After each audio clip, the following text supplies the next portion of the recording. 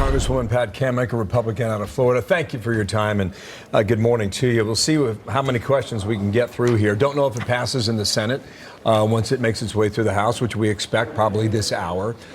President Biden says he would sign it, but his campaign just signed up for it. What is the best outcome of this at the moment, do you think?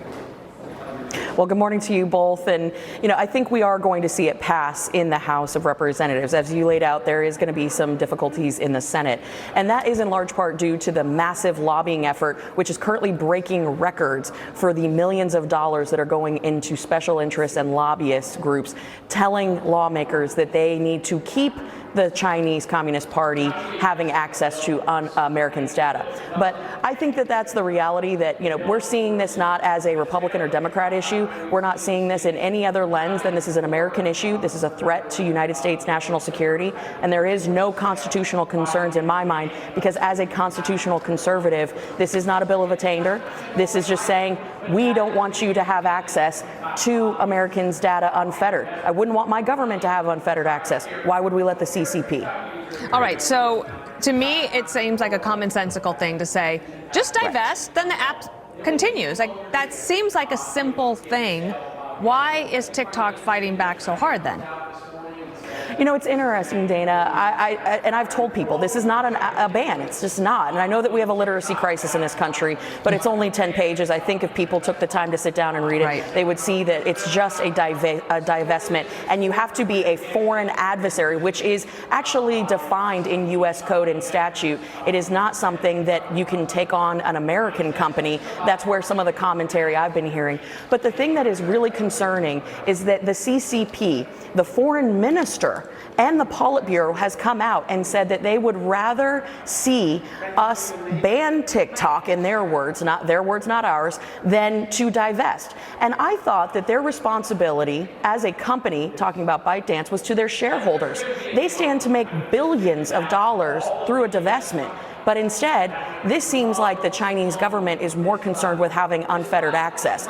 So I think the writing is on the wall. People are wondering if this is all about the money. They stand to make a ton of money through this divestment. Why would they not do that? Couple things here. Folks looking on the outside might be wondering some sort of practical application. I'll ask specifically about that.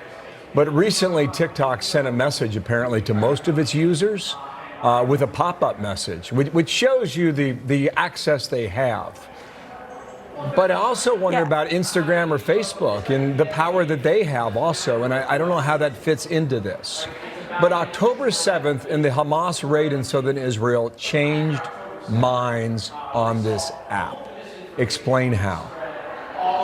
So the thing that people are not really talking about, which they should, is that over 60% of the content that is pro-Hamas, pro-Palestine content, it's actually generated in Bangladesh, Malaysia, Egypt, Saudi Arabia, Pakistan, and then it is actually amplified in TikTok users' feeds in the United States. So the majority of the anti-Israel content, it's actually generated and created overseas, and then the algorithm is tailored to push that content here in America. So that's one of the reasons that we're concerned, because we're seeing where this foreign interference, it's not actually generated here in the United States. It's not a reflection of the sentiment here in the United States.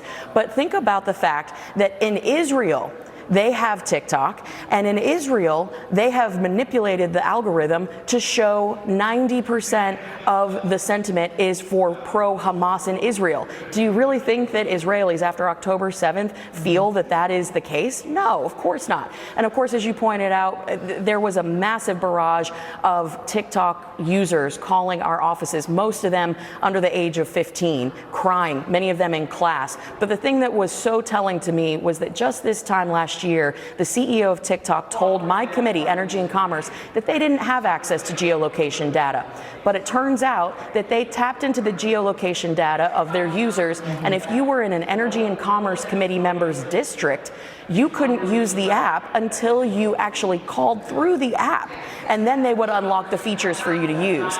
So this is just a massive effort that has backfired, because what they say is that they don't do that, but their actions speak differently. And they say that they don't, but we know that they do. Congresswoman, listen to President Trump. He was on Squawk Box on Monday saying this. There are a lot of people on TikTok that love it. There are a lot of young kids on TikTok who will go crazy without it. Without TikTok, you can make Facebook bigger. And I consider Facebook to be an enemy of the people. Is he wrong? Well, in some respects, what this bill does is actually what President Trump's executive order years ago was all about, forcing a divestment. Again, it's not a ban. And I will say that for all the TikTok users that are out there, 96% of them are also on all those social media platforms. So it's not 100% accurate to say that just because you divest TikTok, that all of the other applications are going to suddenly get bigger and have more members signing up. That's not the case. Most social media members or social media users, they're on multiple platforms. So I think that that's a bit misleading. Thank you for your time, and we'll watch the vote this hour. Pat Cammack, thank you. Appreciate it. Thank you. Thank you.